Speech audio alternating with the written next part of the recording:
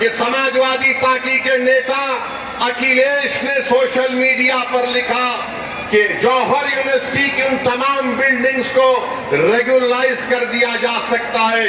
अखिलेश यादव ने कानून का हवाला दिया, कहा कि 1973 का उत्तर प्रदेश नगर विकास अधिनियम, इसके तहत जौहर यूनिवर्सिटी को रेगुलराइज कर दिया जा सकता है।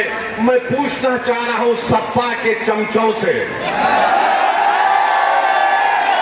मैं पूछना चाह रहा हूं सपा की गुलामी करने वालों से, मैं पूछना चाह रहा हूं अखिलेश यादव से कि तुम तो मुख्यमंत्री 2017 तक थे, तुमने जौहर यूनिवर्सिटी को रेगुलराइज क्यों नहीं किया? अगर 1973 का कानून था तो तुमने क्यों नहीं किया? तो सपा के लोग बोलेंगे नहीं, आजम ने हमसे नहीं कहा था। तो आजम जो कहेंगे तुम वो करोगे। 5 साल तुम मुख्यमंत्री थे, 1973 का कानून को तुमने इस्तेमाल नहीं किया। अगर तुम इस्तेमाल करते तो आज वो यूनिवर्सिटी को नोटिस नहीं दी जाती थी। मेरे भाई, ये इनका दोगलापन है, ये इनकी मुनाफिकत है कि जब मुख्यमंत्री थे तो उस बिल्डिंग को बचा सकते थे, मगर आज क्योंकि चुनाव आ रहा है, आपके वोट हासिल करने के लिए इस तरह की झूठ को आपके सामने बयान किया जा रहा है। मेरे अजीज दोस्तों और बुजुर्गों, गुरुद्वारा विधानसभा है, असदुद्दीन अवैसी को गाली देने वालों, जरा ये तो बता दो कि महकमे माल उत्तर प्रदेश की रेवेन्यू डिपार्टमेंट ने गुरुद्वारा तहसील में 36 मस्जिदें, मदरसे, मज़ारात और कब्रिस्तान को बुलडोजर करने की एक लिस्ट बनाई है। यहां के विधायक कौन है? नवाब जान खान। ये क्या कर रहे हैं? क्या कर रहे हैं? 36 कब्रिस्तान को, मस्जिद को, मज़ारात को मिसमार करने का प्रोग्राम है। नवाब जान खान साहब, कुछ तो मुंह खोलो, कुछ तो बोलो। अरे अगर लड़ नहीं सकते तो कम से कम जबान को तो जुम्बिश दो। उत्तर प्रदेश की ये जालिम सरकार मस्जिदों को निशाना बना रही है। हम उत्तर प्रदेश की सरकार से पूछना चाहते हैं, मुख्यमंत्री बाबा से, जरा ये तो बता दो कि अगर 100 साल से कोई मस्जिद, दरगाह, खानकाह, मज़ार है तो क्या वक्फ यूजर का कानून नहीं है? बताओ तुम किस बुनियाद पर नोटिस दे रहे हो? क्या भारत में एडवर्स पोजीशन का कानून खत्म हो गया? हम 100 साल से हमारे पास है, तुम अचानक उठकर कह रहे हो कि नहीं ये सरकार की जमीन है। अरे याद रखो, ये तुम्हारा जुल्म अब चलने वाला नहीं है। हम ना कभी तुम्हारे जुल्म से डरे, ना कभी डरने वाले हैं इंशाअल्लाह। तुमने अजीज को गोलियां मार दी, तुमने मासूम बच्चों का इनकाउंटर कर दिया, तुमने 100 की तादाद में बुलडोजर लगाकर घर को तोड़ दिया, तुमने जिंदगियां बर्बाद की। मगर याद रखो, हम सिर्फ डरने वाले अल्लाह से हैं। यकीनन वक्तिया तौर पर हमको तकलीफ जरूर हुई, यकीनन हमारे घर में आंसू बहाए गए, मगर हमने अपने आंसू को बहाया, मगर हमारे हौसलों को हमने पस्त होने नहीं दिया। क्योंकि जुल्म करने वालों, सुनो आरएसएस वालों, तुम्हारे पास इख्तिदार की ताकत है, तुम्हारे पास हर चीज है। हम गरीब और मजलूमों के पास अगर कोई ताकत है, ये 2 हाथ है और अल्लाह है, ये 2 हाथ है और अल्लाह है। हम हर बार अल्लाह के सामने अपनी बात को रख रहे हैं। इंशाअल्लाह ताला जब नमरूद और फिरौन का इख्तिदार नहीं रहा तो तुम्हारा इख्तिदार कहाँ रहेगा? जब यजीद पलीद हो गया तो तुम्हारा जुल्म कहाँ पर रहेगा? तुम जुल्म कर रहे हो, तुम संविधान के दायरे में रहकर हुकूमत नहीं करना चाहते हो। मेरे अजीज दोस्तों और बुजुर्गों, इंशाअल्लाह ताला आप देखेंगे कि आने वाले चुनाव में मजलिस इत्तेहादुल मुस्लिमीन आपकी दुआ, आपके इत्तेहाद की ताकत और आपके सियासी शऊर के बलबूते पर एक अजीमुशान कामयाबी से हमकिनार होगी इंशाअल्लाह ताला। और फिर हमको बताया गया कि मुरादाबाद में कोई गवर्नमेंट का मेडिकल कॉलेज भी नहीं है। बताओ बाबा, कैसे इलाज होगा गरीबों का? मुरादाबाद में एमआरआई की मशीन नहीं है। यहां पर 9 सरकारी स्लाटर हाउस थे, उन तमाम को बंद कर दिया गया। आखिर गोश्त का जो कारोबार गरीब कर रहा है, उससे बीजेपी उतना नफरत क्यों करती है? भारत से एक्सपोर्ट हो रहा है बीफ उत्तर प्रदेश से, तो ना मोदी को तकलीफ ना बाबा को तकलीफ, मगर एक छोटा गरीब आदमी अपना गोश्त का कारोबार करता है तो गरीबों से दुश्मनी है, दौलतमंदों से हमदर्दी है मोदी और बाबा को। मेरे अजीज दोस्तों और बुजुर्गों, फिर अभी आपके सामने कहा गया कि मुरादाबाद स्मार्ट सिटी में डेवलपमेंट का काम जो दावे करती है, मगर बताओ करोला में जामा मस्जिद और पुराने शहर में विकास का काम क्यों नहीं कराया गया? स्मार्ट सिटी का पैसा कहां चला गया? मेरे अजीज दोस्तों और बुजुर्गों, ये सच्चाई मैं आपके सामने रख रहा हूं और मैं उत्तर प्रदेश के मुख्यमंत्री से पूछ रहा हूं कि राम मंदिर में ये चोरी कैसे हुई? ये चोरी कैसे हुई? चंपक को आपने छोड़ दिया, आठ को पकड़ लिया। बताइए, आप धोखा दिया गया था आस्था आस्था कहकर। अरे असली आस्था इनकी नोट में है, पैसे में है। लूटने के लिए सब तमाम काम किया गया। आज आप देख रहे हैं कि कुदरत इन लोगों को कैसे बेनिकाब कर रही है, कैसे इनके तमाम गंदे अज़ाइम को कुदरत अवाम के सामने ला रही है। उसको छुपाने के लिए मस्जिद का मसला उठाया जाता है। अब तैयार हो जाइए, बाबा अपनी जबान से बोलेंगे 80-20 का खेल होगा। बाबा बोलेंगे 80-20 और उधर से सपा वाले बोलेंगे 20 हमारी जेब में है। हम किसी के जेब में नहीं है। हम किसी धर्म के खिलाफ थे ना कभी रहेंगे इंशाअल्लाह ताला। हमारी लड़ाई किसी धर्म के खिलाफ ना थी ना रहेगी। हमारी लड़ाई हमारी इज्जत की लड़ाई है। हमारी लड़ाई हमारे हुकूक की लड़ाई है। हमारी लड़ाई इंसाफ की लड़ाई है। हमारी लड़ाई हिस्सेदारी की लड़ाई है। अब हम दरी नहीं बिछाकर नीचे नहीं बैठना चाहते, अब हम बराबरी चाहते हैं। अगर कुर्सी होगी, अखिलेश बैठेगा कुर्सी के सामने, तो ऐसी उस कुर्सी के सामने पैर पे पैर डालकर बैठकर इंसाफ की बात करेगा। सुन लो, मैं पहले भी कह चुका हूं और आज भी कह रहा हूं, मजलिस नहीं चाहती कि दोबारा भाजपा की सरकार बने उत्तर प्रदेश में।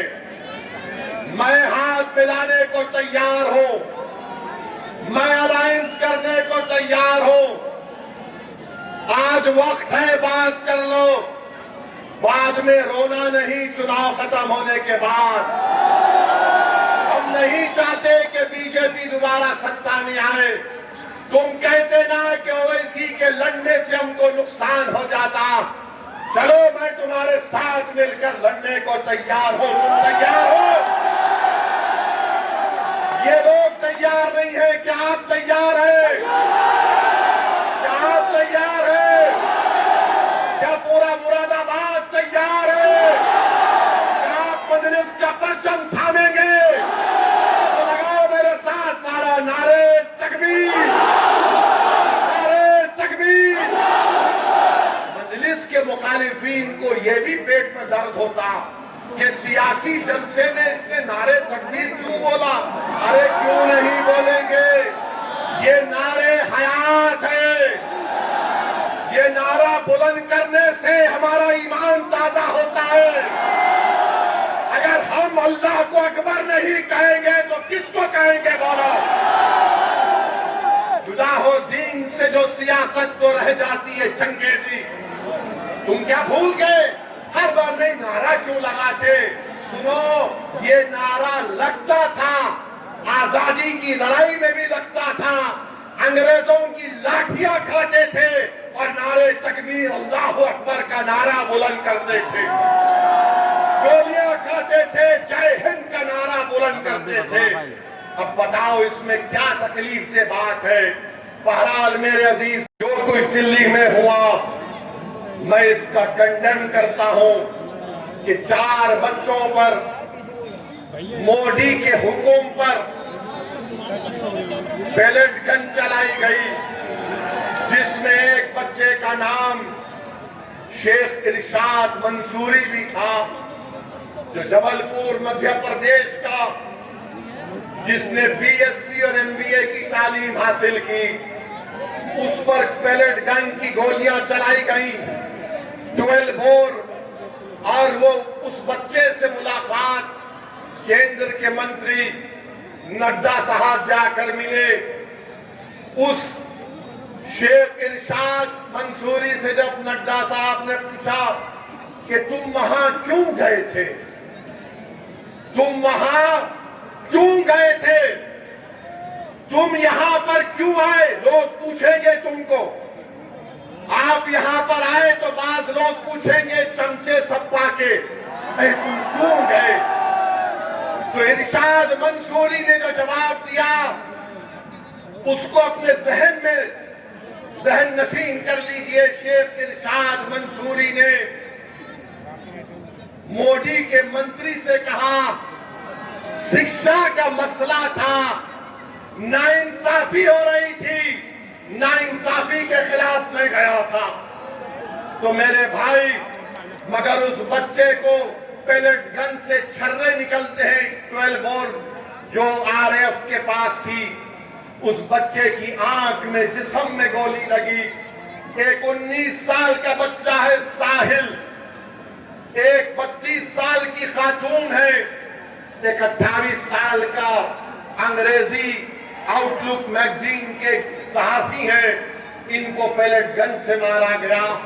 मेरे अजीज दोस्तों और बुजुर्गों, हम हुकूमत से मुतालबा करते हैं कि जिसने आर्डर दिया पेलेट गन चलाने का, उसके खिलाफ एक्शन लेना चाहिए। मगर मेरे भाई, क्या आप जानते हैं कि 2016 और 2019 तक कश्मीर में यही पेलेट गन से 140 लोगों को गोली चलाई गई। पेलेट गन से 140 अंधे हो गए, नाबीना हो गए। 140, 14,000 लोगों पर कश्मीर में आंख में गोली लगी। अब आप बताइए, उसमें 19 महीने की बेटी थी हमारी, उसका नाम हिबा था। यहां 4 को मारा गया। हम मजम्मत करते हैं, कश्मीर में 140 लोग नाबीना हो गए, हम उसकी भी मजम्मत करते हैं। बच्चों पर, बच्चियों पर लाठियां बरसाई गई, लाठियों में कीले लगे हुए थे, सर पर मारकर सर फोड़ा गया, हाथ और पैर तोड़ दिया गया। हम उनको भी मजम्मत करते हैं, उनसे इज़हार हमदर्दी करते हैं। मगर जब हम पुकार कर कह रहे थे कि CAA के कानून के खिलाफ, जब जामे मिलिया यूनिवर्सिटी में घुसकर, लाइब्रेरी में घुसकर बच्चों को मारा गया, एक बच्चे को इतनी बुरी तरह मारा गया कि उसकी आंख ज़ाय हो गई, बेटियों को रोड पर मारा गया, हमारी बेटियां तड़प रही थी, दुनिया तमाशा देख रही थी, उन बच्चों को मारा गया, रोड पर गिराकर। जामे मिलिया यूनिवर्सिटी के तालिब इल्म से कहा गया कि यूनिवर्सिटी से बाहर निकलो, तो हाथ उठाकर निकलो। अरे हाथ उठाकर उनको कहा गया बाहर निकलो।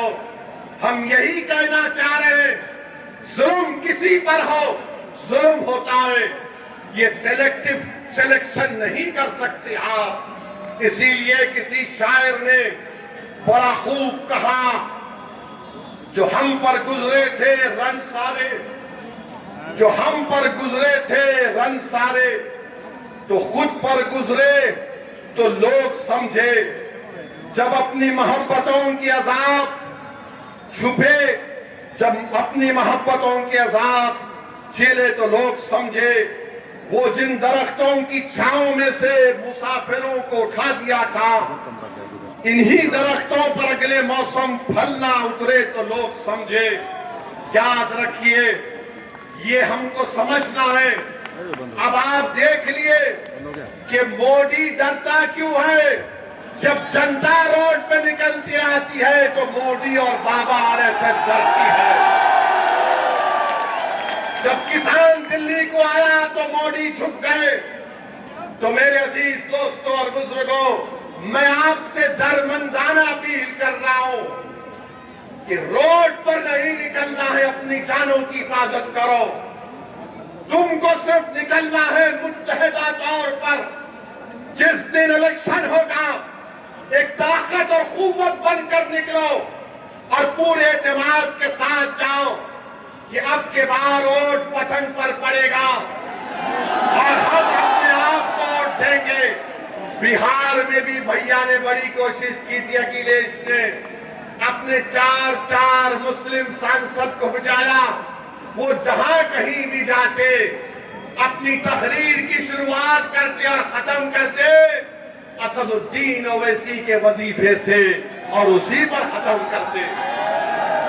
इतनी गालियां, इतना झूठ बका गया, मगर लाखों सलाम बिहार और खास तौर से सीमांचल की जनता को कि उन्होंने अखिलेश के उस पैगाम को ठुकराया और कहा कि बिहार में हमारी लीडरशिप होगी। हम अपने वोटों से अख्तरुल ईमान तौसीफ आलम को और मजलिस के तमाम मुर्शिद साहब को, सरवर आलम को कामयाब करेंगे। मेरे भाई, अगर अल्लाह मेरे दिल को जबान देता तो मैं दिल को निकाल कर तुम्हारे कदमों में रख देता कि याद रखो, तुम जब उठकर अपने हक के लिए लड़ोगे, नाइंसाफी के दौर का खात्मा होगा। कोई आकर तुमसे इंसाफ नहीं करेगा। हाँ, हमारे मरने के बाद हमारे जनाजे पर आकर खड़े होकर मरने वाले के खानदान को पुरसा देकर चले जाएंगे, मगर अब ऐसे नहीं होगा। हम नहीं मरेंगे, हम जिंदा रहेंगे इंशाअल्लाह ताला। हम जिंदा रहेंगे अपने हक के लिए और अपनी आने वाली नस्लों के लिए। हम जिंदा रहेंगे ताकि हमारी जिंदगी, हम उस जिंदगी से अपने परवरदिगार के इबादतगाहों को आबाद कर सके। हम जिंदा रहेंगे इसलिए कि हम अपने मदरसों को आबाद रख सकेंगे। हम जिंदा इसलिए रहेंगे ताकि हमारी बेटियों को तालीम के जेवर से आरास्ता किया जाए। हम जिंदा इसलिए रहेंगे कि कोई नाइंसाफी हमसे ना करे। याद रखो, अगर जिंदा है तो जिंदगी का सबूत देना पड़ेगा। और कैसे देना पड़ेगा? जज्बाती तकारीर से नहीं, नारों से नहीं, मगर इत्तेहाद से देना पड़ेगा। क्या आप इत्तेहाद को मजबूत करेंगे? क्या आप मजलिस का साथ देंगे? मेरे भाई, ये नौजवानों, ये लड़ाई तुम्हारे मुस्तकबिल की है। मैं यहाँ पर नेता बनने के लिए नहीं आया हूँ और अल्लाह मेरे दिल का हाल जानने वाला है।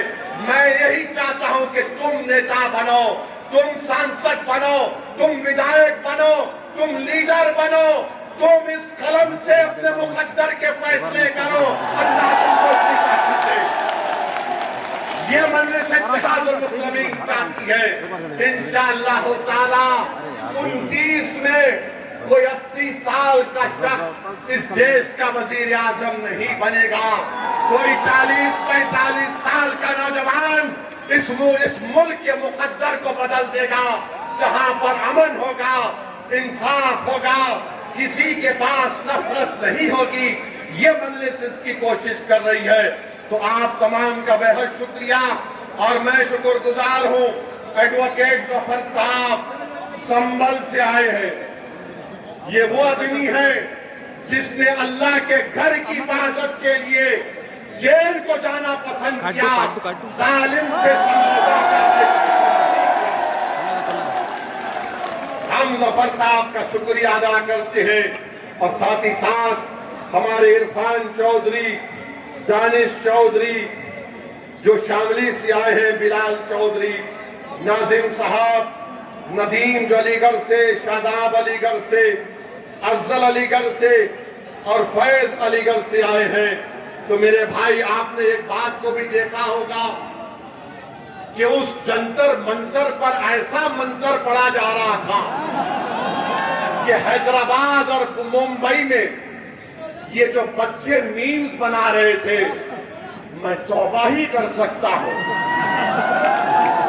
क्या क्या कर दिया आपने। मोदी को नहीं छोड़ा, बाबा को नहीं छोड़ा, संघ परिवार को नहीं छोड़ा, सबको बता दिया। क्या क्या कर दिया। बहरहाल मेरे भाई, डरने और घबराने की जरूरत नहीं है। अपने इत्तेहाद को मजबूत रखिए, जिंदगियों को बचाइए, जालिम की साजिश का शिकार मत होइए। हम डर करोट नहीं डालेंगे, हम बेखौफ होकर उम्मीद की बुनियाद पर मजलिस को कामयाब करेंगे इंशाअल्लाह ताला। मजबूरी के नाम पर आपने दूसरी पार्टी को वोट दिया, अब मजबूरी के नाम पर नहीं, अब बहादुरी के नाम पर वोट पड़ेगा इंशाअल्लाह ताला। आप तमाम का बेहद शुक्रिया कि आज आप यहाँ पर आए। मैं पुलिस प्रशासन का और उनका भी तमाम का शुक्रगुजार हूँ। लाइट नहीं थी, हमको लाइट की जरूरत नहीं है।